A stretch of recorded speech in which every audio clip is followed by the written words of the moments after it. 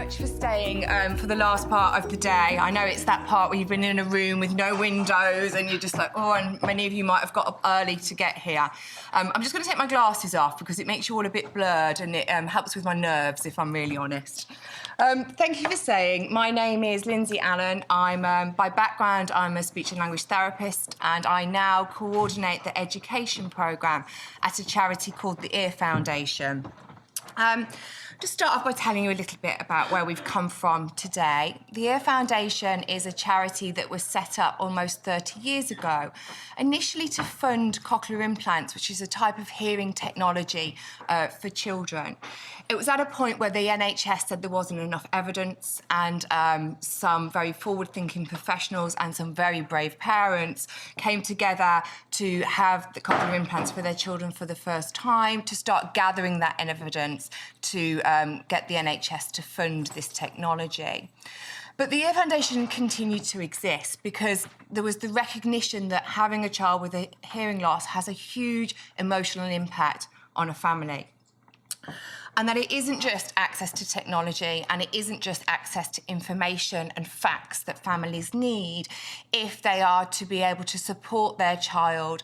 Having a child with a hearing loss has such a huge impact on a family's confidence, their belief in parenting that child, their self-belief that they have any ability to make change and to make things right.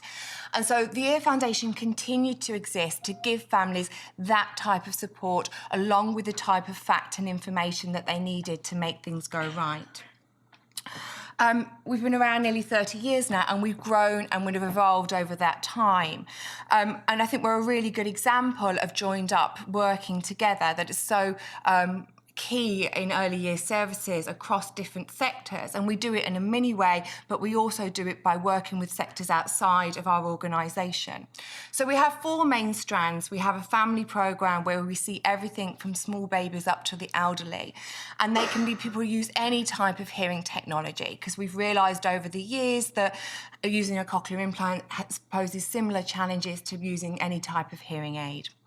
We have an internationally recognised education programme, and we've moved into now providing education around a whole range of issues, around being family-centred, around developing early communication and thinking skills, and not things that are just supportive for children who have a hearing loss, but a whole range of things that are useful. We have a sound advice service where we offer access to trying technology, to having assessments. And we have research, and I'm really proud of our research department because it's not just a number cruncher.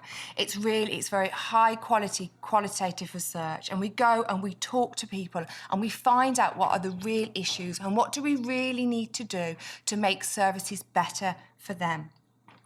And it's joined up. So we have the benefit of having all those things under one roof and being able to take information from each of the programmes to benefit the other.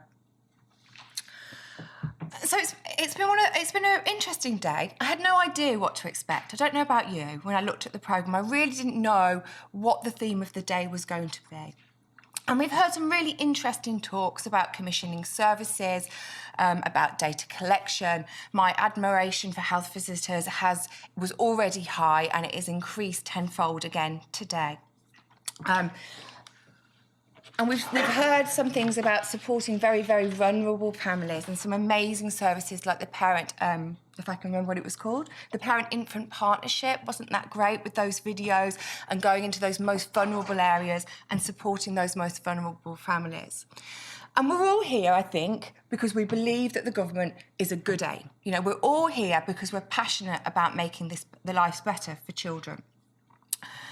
And the government has come up, as we've heard today, with all of these key indicators that we need to look at child obesity, or we need to look at tooth decay, we need to look at child development at 2, at 5.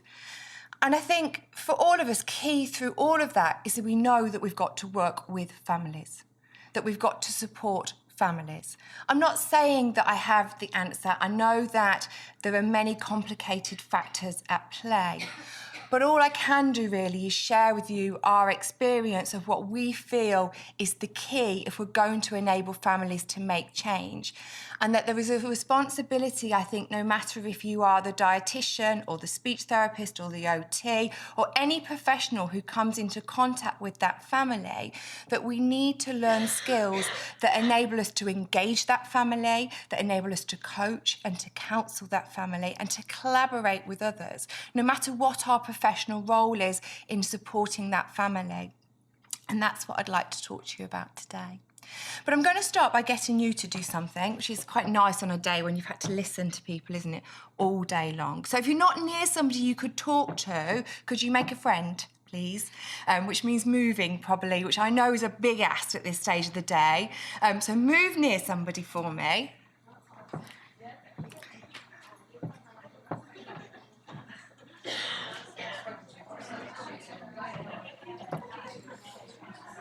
And I can give you the instruction. So I want you to think about an interaction at work. It could be an interaction with a colleague, it could be with a family. And I want you to choose something that was quite challenging. You know, one of those ones that when you walk out of it, you almost have a bit of a, I'm really glad that's over moment. But it went well, despite it being really challenging. So I want you to have a think about that interaction, maybe for a few seconds in your head, and then share that with the person you're talking to you. But I want you to think about what do you think made it go well in the end? How did you feel it went well, even though it was challenging? What in that communication was important between you to let you go away from it, even though it might have not been a great outcome, that you still felt it went well? Okay, so have a chat with you, and then I'm going to ask you for some feedback.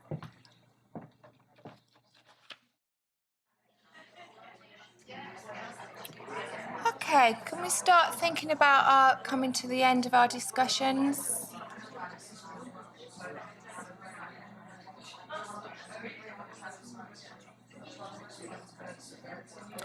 If you've finished, could you just look at me with your eyes so that I know that you've finished?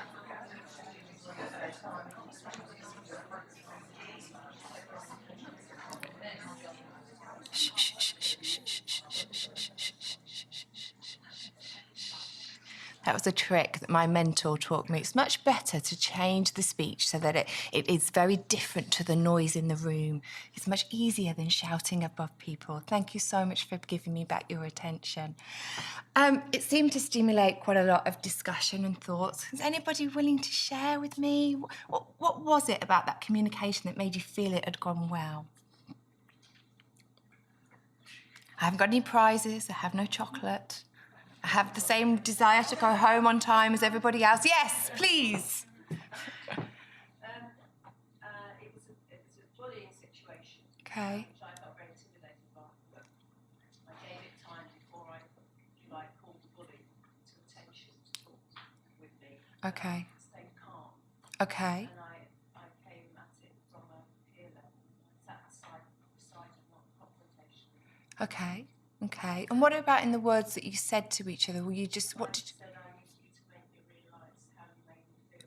Okay. And so it was about needing her to listen to me. Okay. Yeah, accusations. Yeah. I felt shocked by that, actually. Okay. So it wasn't so much about the description of the incidences. It was actually about, do you know how this is making me feel? You know, are you listening to me? Did you feel more understood once you'd had that conversation? Yeah, I felt she realised how she behaved. Perhaps I realised that. Right. How her way of communicating came from. Okay. Okay. I stayed calm, which is very unusual. Okay. Anybody else? Oh, go on then. Oh, sorry. Sorry, I'm being blinded by the light, but go on, yes. I was quite intimidated by the people I used to work with. Okay.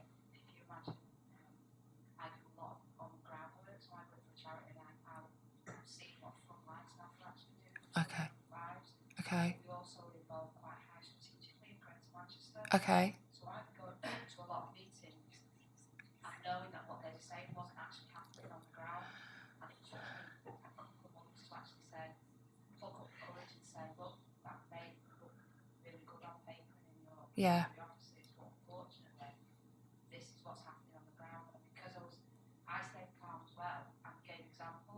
Okay. And initially it came back quite a confrontation from them going, oh no, everybody on the ground knows about this, they're all doing this. I said, no, I work on the ground. Yeah. And that information isn't being fed through. And it did change the way they communicated things, but that was really, really hard because, you know, high up. Yeah, you were having to... Sounds like really... Quite intimidating sometimes. Yeah. It does look very good in your office and on paper, but asking frontline staff to do it is a completely different situation. And so you had to, so there was something like you felt intimidated in that situation. I felt intimidated, but I also felt true to the people I was working with on the front line. You needed to do that. Be their voice. And why did it go? How did you feel it went well in the end? What was it about what they said to you in that situation that made you feel like actually this is going okay, this is going well? Just well, thanks for bringing that to our attention, and we'll look into how it's made. And they sort of were batting it back, whereas at first it was like a tennis shot batting straight back. Okay. Defensive, you know, this is what we're doing. They should know what they're doing, and that's fine. They possibly should. Okay. So it was understanding. Yeah, Okay. Brilliant. Anybody else? Anybody got an example perhaps from working with a family that they've worked with? I think sometimes just putting yourself in their position, Okay. you know, and trying to sort of mirror, try and put yourself, see it from their perspective. And how would you do that? Well, And just what- by acknowledging that, you know, I can see, you know, I'm not talking necessarily about a family, but there was a situation where I was angry about something. Okay. But instead of actually expressing my anger, I said, I know that you're, you know, these were kids who threw stones at a window. Okay. I know you're angry. Yeah. I know you're fed up, bored, but, you know, Okay. the consequence of what you did is, you know, you threw Okay. stones at a window that glass that So you- opened.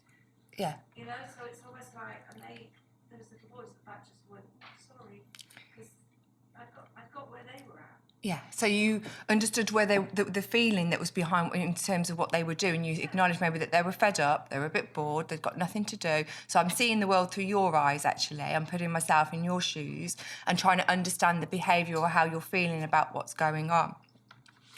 And I really like this quote when we think about communication, that 20% is what you know, but actually 80% is what you feel about what you know. And I was really interested actually in how parents felt about the process of having their children assessed. So children who have a hearing loss have loads of assessments. You know, they not only see the routine health visitor checks and all the things that all other children have, but they'll have an audiologist, they'll have a speech and language therapist, they'll have a teacher of the deaf, and everybody's got their checklist and their observation sheets and their assessments to do. And so I did some research asking parents what it felt like to have your child assessed. And this was a quote from one of the mums, and she said, honestly, it makes me feel like I'm being judged, and that what I'm doing isn't enough for Alice. Even if they don't say it like that, I interpret it like that. And I know nobody goes out to make a family feel like this. No teacher, no doctor, no nurse, no speech therapist. This is not why we've gone into these professions. We want to support families. We're doing it because we want to help people. But just by the very nature of having our jobs, just by the nature of having a professional involved with a child can lead to a parent feeling de-skilled, losing their confidence, not believing in their own ability to make choices and make change for their child, just by the very nature of your having a role and having an interaction with that person. And one of the things I've really started to think about and look back on really is what I would call the door handle questions. Do you know what I mean? I'm sure you've all got them all the time. So this is what happened to me many years ago now. I'm sat in a community clinic and I'm working with a family. And this child has been born at 26 weeks. She has a hearing loss. She has cerebral palsy. This mum is from a very challenged social and economic situation. You know, if she didn't get the benefit paid in her account on that day, she didn't have the bus fare to come to you know, those families, but she desperately wanted to do the right thing for her kid, and she'd turn up to sessions. And we'd just done a language-based session, and she's got a coat on and picks up a bag, and I think she's about to leave, and she says, she's doing okay, isn't she? And back then, this is how I would have responded, or I did respond. I said, she's come a really long way from where you started. You should be proud. You've obviously working really hard with her, and it's showing. So I've acknowledged how much progress she's made. I've said what a great job she's doing and that she needs to keep up the good work, but it never felt right. It never felt really like I was engaging, like I was connecting with this family. I didn't have the skills to know how to, and I probably, if I'm honest, was a bit scared to go there because I didn't know what to do with the feelings if they were expressed. So I went into tape recorder mode. Do you have tape recorder mode? When you've heard that question before and the answer just trips off your tongue without you even having to think about it. Do you have some of those responses? It's not just me, okay. Why do we do that? Well, I think we do it because we do know good stuff, we did a lot of training to know good stuff. And sometimes it makes us feel good to answer that question with all the knowledge that we've got. Yeah, I trained so hard to have this knowledge and I will give it to you. Or maybe we're a bit scared of going anywhere else with this question, and so we stick in our safe zone and we just answer them with the information that we've got. But when I go into tape recorder mode, I know I'm not truly listening to a family. I'm not really thinking about what's going on for them. And so I can't truly engage them. And if I can't engage them, then I can't coach them and I can't support them to make change for their child. And that's what we're all here to do. And I like to call them the iceberg questions. And it's a really good, if you haven't done it in your professional role, is to go and discuss with your colleagues what are the iceberg questions that you get. The questions where really there is something below the surface and you need to have a response that's going to enable that person to tell you more. And you can't guess what's below the surface because you really have to listen to that person on that day to tell you what's below the surface for them. And that's where having some counselling skills comes in, knowing how to respond to these types of questions to be able to get below the surface. So I actually had the same question last week, and I just wanted to share with you what a different response can do. So the mum said to me, "She's doing okay, isn't she?" And I said, "Tell me more about what you're thinking." "Well, I know she's made good progress, but she still seems so far behind the others." "I'm listening. Just show her that I'm listening." "I'm so worried about her. It's keeping me awake at night. I just can't sleep." "You must be exhausted."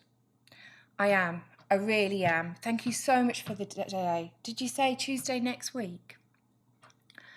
And just by truly listening to this person, just by acknowledging what is going on for them, just by changing my response in what looks like a very simple way, I had a very different experience connecting to a family. And we're not talking about turning us all into counsellors. We have counsellors and they have a really, really important role. Counsellors need to be qualified in counselling. The person needs to know that they're going into a counselling relationship. It's a very different thing. But what we can all do is develop counselling skills, learn about the different types of responses, practice these things so that when we have these iceberg questions, we are well equipped to be able to delve below that surface. Counsellors refrain from giving advice, and I'm not suggesting for a moment in most of our roles that we should do that. We have good information, good knowledge that we share, but we should be able to do it in develop these skills to be able to work with families. Because if you start from a position of truly listening to people, to really engaging with them, then you can move on to supporting them in a coaching way. And I think in many of the professional roles that we have working with families, that we can move away from the traditional teaching advice giving into a coaching relationship. And that's very different to that traditional teaching role. It's about unlocking a person's potential to maximize their own performance. It's helping them to learn rather than teaching them. It's very different to most models of traditional education that we receive. But we know that coaching is about enabling individuals to make conscious decisions and empowering them to become leaders in their own lives. Most change comes when people generate it for themselves. Because that coaching relationship is very different. So many professional family relationships create dependence. And I know if I've worked with a family and they think that they must have more speech and language therapy and they need to see me all of the time, that I'm creating a dependent relationship rather than coaching and enabling them to have the skills to go on and support their child. We need to focus on what families can do rather than always dwelling on what they can't. and we need to encourage them to access their own resources. And that's why I was so excited to see some of the digital things that are going on today and how easy it could be for families now in this data world that we live in to access information through their smartphones if we just point them in the right directions. Okay. So I've talked about developing counselling skills and I've talked about coaching, although very briefly. And I just want to touch on really collaboration. And that's really the glue that brings it all together. It's the action of working together to understand something. And I think it's always most evident when it's not working well. I have a 1-year-old daughter and I take her on Friday to this most amazing music group. It's run by a speech and language therapist who's a musician. It's my dream 45 minutes. I call it my 45 minutes of loveliness. And it's a really inclusive group, and there were 2 children who have Down syndrome who attend this group. It's not aimed at children with special needs. And I've become really friendly with one of the mums. And she wasn't there one week, so the next week I just said to her, we'll call her child Ben for the sake of this presentation. You know, is Ben better? And she said, oh, he wasn't ill. It's his cannula. It keeps falling out all night. And I was just so exhausted in the morning, I decided to have a pyjama day.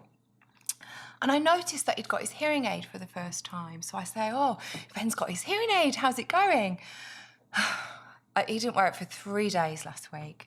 I just feel like I've got so much to do all of the time. I've got the speech therapy goals. I've got the physio goals. I've got the OT goals. I feel every day like a failure of somebody who's not doing all the things that I'm meant to be doing. So I said, oh, wouldn't it be useful if you could do the speech therapy while you were doing the physio? You know, you had the language to work on around the physio. And she just went, yeah, that would be amazing. And that just seems such a simple thing for me in terms of collaboration and working together. And yet, time and time again, from the families that I talk to, it's not happening, and we're not achieving that for the families we support. And if we are able to work in this way, if we counsel, if we coach, if we work on collaboration, then we support parents to develop their self-efficacy, described by Albert Bandura as one's belief in one's ability to succeed in a specific situation or accomplish a task. I like to call it the 2 inches taller principle. So when I mentor others who work with families, I say you need to see them grow 2 inches when they're with you. Physically, in front of your eyes, you should look back on your video or your session and see the moment where their self-confidence, their belief in their self to do what they needed to do for their child grew. And you saw them physically grow 2 inches. And that's your magic moment. That's the moment of whatever you do where you realise actually you were making a difference in that family's life. So I think no matter what our profession, if we are working directly supporting children and families, that we need to think about these skills. And I know from my training and talking to other professionals in health and education, this was something not great in their training. Some people have developed these skills since they left their initial training, and some people have yet to think about these things. At the Ear Foundation, we offer some training to support people to think about these skills some more. And in your delegate book, actually on the back page, is this information that you will find if you want to find out a little bit more about what we offer and what we can do. And this was just a teacher's comment after going on one of our courses. She says, now I have skills to respond to questions and truly listen to families. The coaching has been so useful. When families come up with their own solutions, things really change. And I think a lot of us know this, but I think in our day, in our busy days with our agendas that we have to meet, that a lot of this stuff gets lost. We've got 2 courses, course over 2 days coming up at the Ear Foundation in April. We're in Nottingham, in the middle of the country. We're a lot easier to get to than we used to be. We have a great roads, we have a great tram that brings you from the train station and drops you outside of our door. But what we do a lot of now is going and taking this into departments. And the great thing people sometimes do is they bring the speech therapist, they bring the audiologist, they bring other people that work with that in the same remit, and they do the training together. And it's a great opportunity to learn something that's useful and collaborate across teams. And that can work out really cost effective. So if that's something that you think you might find useful, please do drop Susanna an email or give us a ring at the Ear Foundation, and I'd love to talk to you about that some more. I've realised I'm finishing bang on time. It's 4 o'clock. I'm not holding you up. So thank you very much.